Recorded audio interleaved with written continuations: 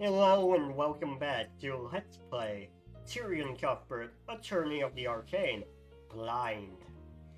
Last episode, we, started the trial. And this episode, we're going to be continuing the trial and seeing what lies hide in the witness's testimony here. So let me just read Valentina Giannis's testimony and let's get into it. I'm Wisemimir, by the way. I keep forgetting to do that. I might have done it already. Whoops. Yeah, any clubs are staying in. My sister tried her best to help her, but the professor had already lost a lot of blood. While my sister did that, I used an emergency communication device to call for help, but it was too late. By the time her bleeding stopped, she'd already lost too much blood. If your theory is true, that means she just lied in her testimony. She's likely holding something back.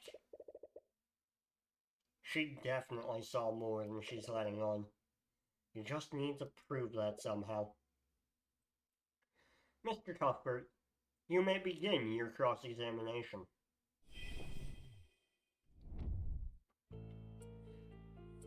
Okay. Let me check the clues, the evidence. Autopsy.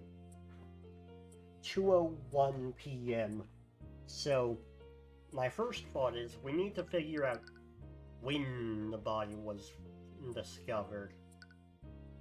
Or when she's going to claim the healing happened. Where were you two coming from? We came from the kitchen. We were taking a break after the lunch rush. The cafeteria is on the west side of the academy. It's believable that they were on that side of the building. What did you see in the classroom, Miss Giannis? We looked over to see what it was, and that's when we saw Miss Bellwether bleeding on the ground. Did you notice anything else strange in the lecture hall? Well, there was that terrible smell. It was awful.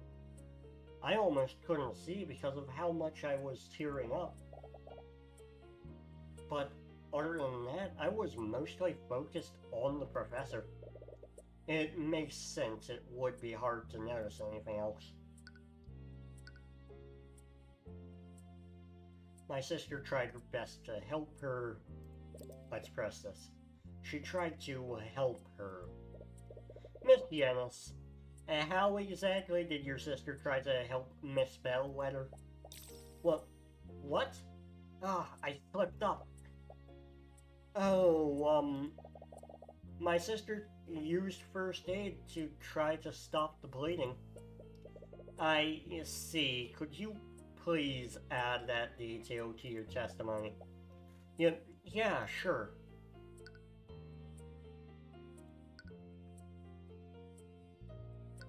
Okay.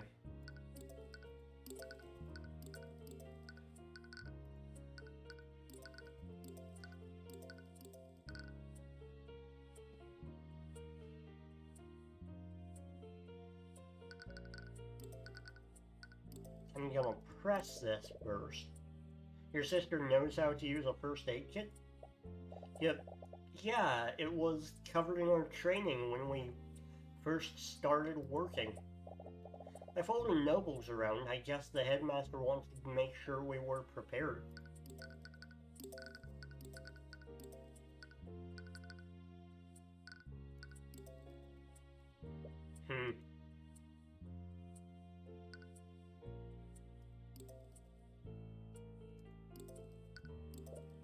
a device.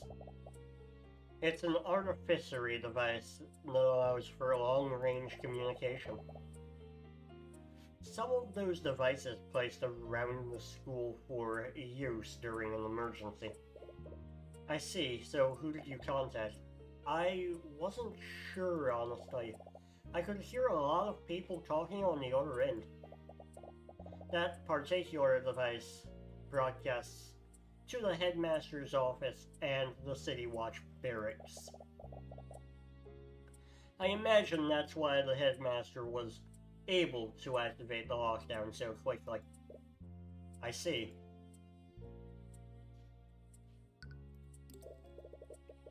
I see, that must have been a difficult experience for both of you. It was especially hard on my sister. I think she blames herself for not being able to save her. We didn't like Professor Bellwether, but we still didn't want her to die. She seems sincere when she says that, and you don't see any dissonant thoughts through the eye either. Honestly, her testimony makes a lot of sense.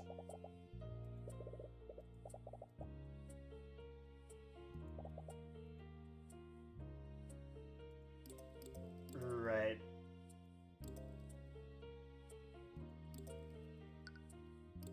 Yeah, I don't think that's the case. Objection! Witness, what is the meaning of this? What? Why are you looking at me like that? Maybe I can elaborate, Miss Janice. You weren't present in the gallery earlier, were you? No, I was waiting in the lobby. Lady Steelwind told me to wait there. Well, I suppose I should consider myself lucky. You see, Miss Janice, one element of the case is that the body didn't have any wounds on it. Yeah, so? So please explain to the court, Miss Janice. How did Valerie apply first aid when there shouldn't have been any wounds on the body? What? Ah, no, I screwed up. But I saw that wound on her. What happened? There's clearly something amiss here. But I'm afraid I don't fully understand the implications of this. Are you accusing the witness of committing perjury, Mr. Cuthbert? When someone lies, they stay as close to the truth as possible while changing minute details. In her thoughts, Valentina said that she was sure that she saw a wound on Bellwether. And she also mentioned that Valerie was the one that tried to save the professor. If she didn't try to save Bellwether with first aid, she could have used magic instead. Her sister could be the mage that you're looking for. The witness was lying, Your Honor. But not about everything. Valerie Giannis did try to save the victim's life by addressing her wounds. But she didn't use first aid. She used magic. No. He found us out? Yeah. Objection! I'm sorry, Mr. Cuthbert, but your fury is completely flawed. How so, Miss Steelwind? Well, it's quite simple. We've verified that neither of the sisters are mages. What? Well, wait, how can you be so sure? During the investigation, we had both Yanis sisters attuned to a spell compendium. It's standard procedure for the Inquisition when interviewing witnesses. And that means... That's correct. Neither of the Yanis sisters could attune to a compendium. That's right. The Inquisition checked us both. And she's happy. That makes sense. Why is she terrified? Neither of us are mages. Phew, that was close. Damn it. Were you wrong about Valerie being a mage then? No, that can't be right. Her thought said that he found us out. That means you were on the right track. Valerie has to be the mage you're looking for. Celeste, is it possible for a mage to hold a spell compendium and avoid attuning it to it? No, it just needs to be on the person. When I was arrested, the Inquisition also made me attune to one of their spell compendiums. They were really careful to make sure that I did the attunement correctly. There's no way a mage could avoid attuning to a compendium with them watching you. Right, Commander White may be negligent in sometimes, but even he isn't that careless. Now that you've now if you're done. God damn. Ugh. Voice cracks. Now if you're done, I do believe that you've exhausted all your options. Well, wait, I'm still not done cross-examining the witness. What could you possibly hope to glean from her testimony? Valentina should be stressed out enough to see more of her thoughts. But you can't exactly say that you're planning to read her mind. There's one key element of her testimony that the court is overlooking. I have a right as an attorney to complete my cross-examination. Your Honor, the defense is clearly trying to buy time. I might be compelled to agree with you. However, I also admit some elements of the witness's testimony are quite peculiar. I will allow the defense to perform one more cross-examination. That was close, but know that this is your last chance, Mr. Cuthbert. If you produce nothing substantial, I will pass my verdict. Of course, Your Honor. Alright, it's all or nothing. If you can't find anything by reading her mind, this entire case is finished. Witness, please give your testimony once more. Okay. Damn it, how long does he plan to keep me up here? Witness testimony. Like I said, my sister and I saw Miss Bellwether bleeding on the ground. We rushed over to help her. I was definitely surprised when I saw her like that. Now that you mention it, I don't know if I saw any wounds on her, but I definitely saw blood. Time to play dumb. My sister tried to save her, but she didn't use any magic. Ugh. Valerie, you're too kind-hearted for your own good. Neither of us is a mage. Both of us held that book the knights gave us. I was caught off guard when they asked us.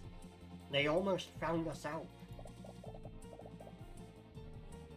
The commander was watching us the whole time. He can confirm it. It's a good thing we're twins, or else that trick wouldn't have worked. What are we going to do? They have pretty hard proof that Valerie isn't a mage. Valerie is the mage we're looking for. I'm sure of it. I'm just not sure why they felt the need to lie to the Inquisition. And more importantly, how did they trick the Inquisition?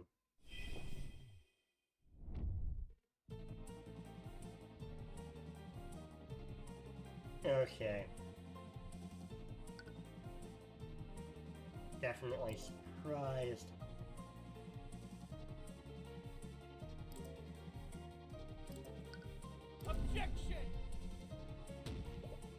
Your Honor...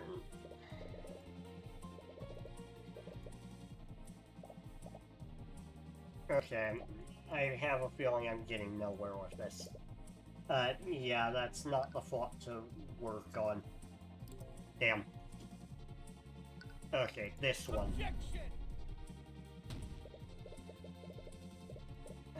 Nope.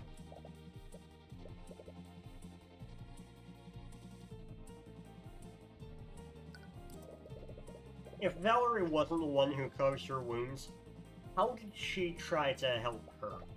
I don't know. She might have been looking for an open wound to apply first aid to. But if we assume that you're telling the truth, there wouldn't be any wounds to find. My client would have already closed them to confound the investigation. I'm telling you, I don't know. It's hard to work with her pleading in ignorance of what happened. Maybe you should look at her other statements.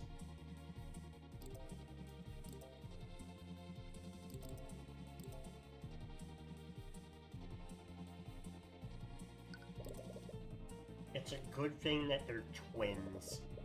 Did you pull some kind of trick to deceive the Inquisition while attuning Miss Giannis? Of course not. We know that lying to the Inquisition would get us in trouble. Why would either of us take a risk like that? Living as an unregistered mage is a serious crime. If Valerie was a mage, then you would have been charged with fraud right then and there. Yep. Yeah, but we proved that neither of us are mages. The eye seems to differ. Think this through. This isn't like a normal cross-examination.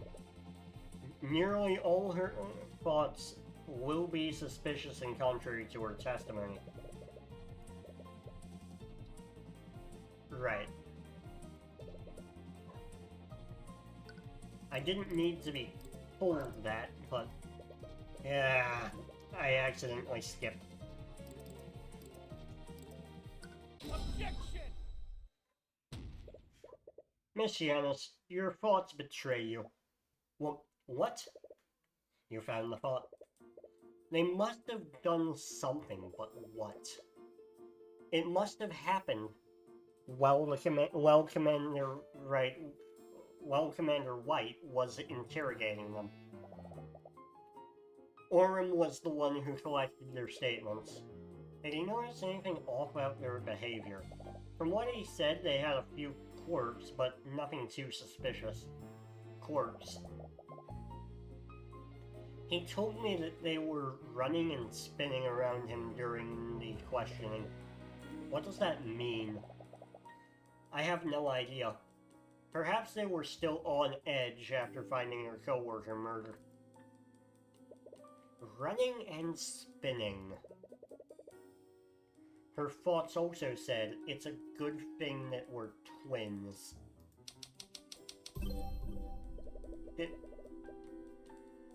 Hold on a moment. Did they basically pull the shell game on him? They did, didn't they? Valentina switched places with Valerie. Of course, they switched places. Valentina attuned to the first spell compendium, then she pretended to be Valerie to attune to the second one. Commander White couldn't tell the difference between them. Miss Giannis, there's something I want to confirm. During the investigation, both you and Valerie attuned to a spell compendium. Am I correct? Yep. Yeah, the Night watched us do it. And how did he have you do this? Did you both attune to those compendiums at the same time, or did you attune one after another? Well, what? No way. How does he know what we did? I fail to see how that makes any difference, Mr. Cuthbert. Yes, I agree. The spell compendiums would work regardless of what order they went in. You may not be aware of this, Your Honor, but Valentina and Valerie are identical twins. Which means that their physical appearances are nearly identical to each other. If Commander White didn't have them attune at the same time, what would stop the twins from switching places with each other? Objection! This is clearly nothing but baseless conjecture. Orym wouldn't fail at such a basic task. Really, Prosecutor Steelwind. Do you find it hard to believe that Commander White would fail at a task like this? Well, wait a minute, this is crazy. We didn't trick the Inquisition. My sister and I are not mages. Then prove it, Miss Yanis. Bring in your sister,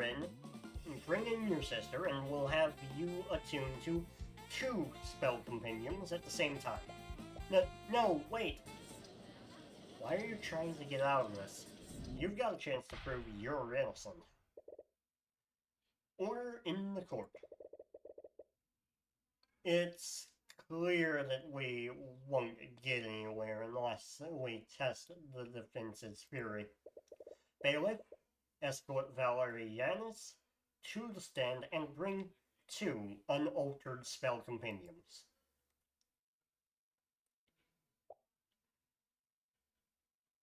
Valerie Yanis. They've both had their hands on those compendiums for the last 10 minutes. There's no way they can fake it in front of this many people. Alright, it's the moment of truth. You can only hope that your theory is correct. No. Did he seriously... Well, what is it, Prosecutor Steelwind? What do you see? What I see is Commander White seeking new employment in the future. It appears that the defense was correct. Valentina Yanis is not a mage, but Valerie Yanis is.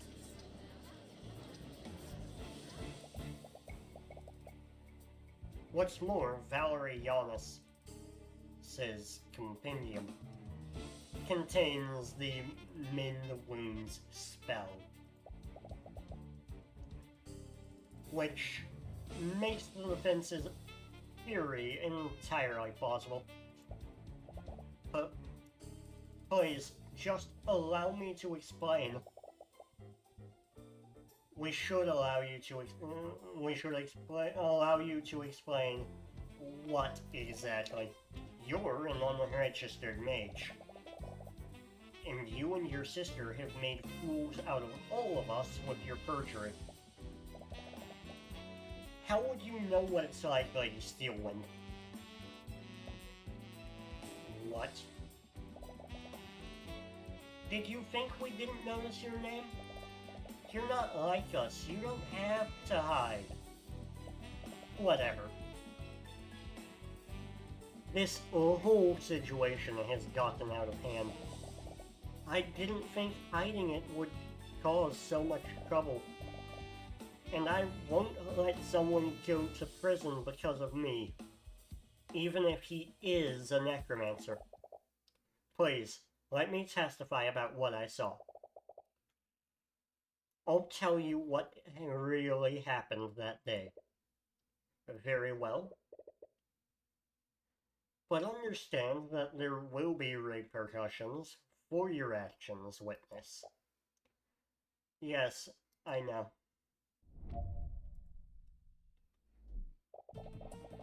My sister and I were walking in the hallway from the kitchen to the foyer. Then suddenly I spotted the professor lying in a pool of blood in a nearby classroom.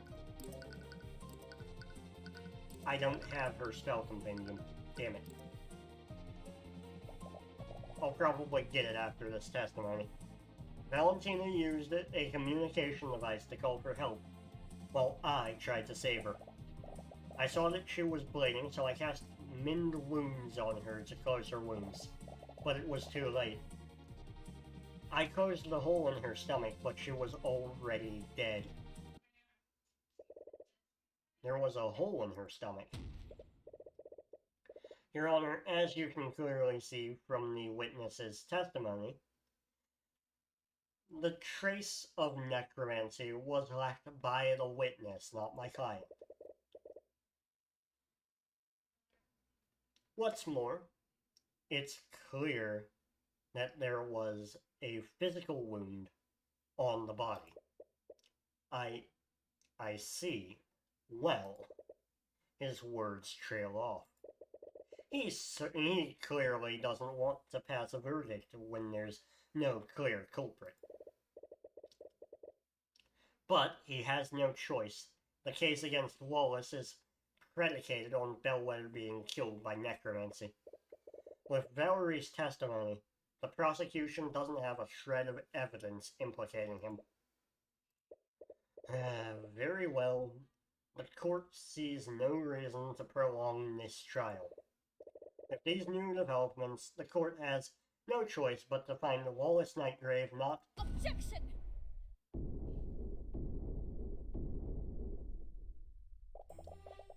I believe the court is ignoring one key detail of the witness's testimony.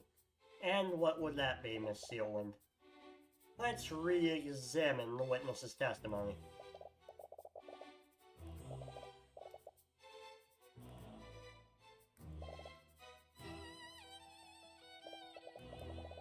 The communication device that Valentina Yanis used logs the time of day during each use.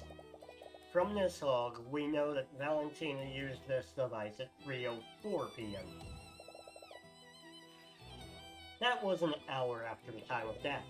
Where are you going with this? Mr. Cuthbert, there was a witness who saw the victim before the body was found. Jan Hughes. He, along with another witness, spotted Bellwether walking in the hallways before the body was found. I was cleaning the halls. Bellwether knocked over a vase. There were shards and dirt everywhere. It was probably 20 to 30 minutes before the twins found the body. 20 to 30 minutes before the body was found. Do you see the discrepancy, Mr. Cuthbert? Wait, that can't be right. Bellwether died more than an hour before the body was found. How did Jan see her a half an hour after her death? I wonder, Mr. Cuthbert, how could one make a dead body move and walk around? No, you can't mean. There was one more piece of evidence that pointed to a necromancer committing the crime. The defendant murdered the victim and used necromancy to animate her corpse. An undead created within the Imperial Academy? How reprehensible. That's ridiculous. She had a hole in her stomach when the twins found her. Jan Hughes would have noticed that. Animate corpse stops the flow of blood, so she wouldn't have tracked blood anywhere. The defendant is also proficient with illusion magic. He could have easily used an illusion spell to hide the undead Bellwether's wounds. But another party could have easily used illusion magic to disguise themselves as the victim. If that were true, how did they move the body to the classroom? Miss Steelwind, if your theory is true, it would mean that the murder occurred elsewhere. Would the Inquisition happen to know where? Regrettably, we do not. Next time on Let's Play Tyrion Cuthbert, Attorney of the Arcane Blind, we will continue this trial. If you liked this video, please leave me a like, a comment, or a subscribe. It helps a lot.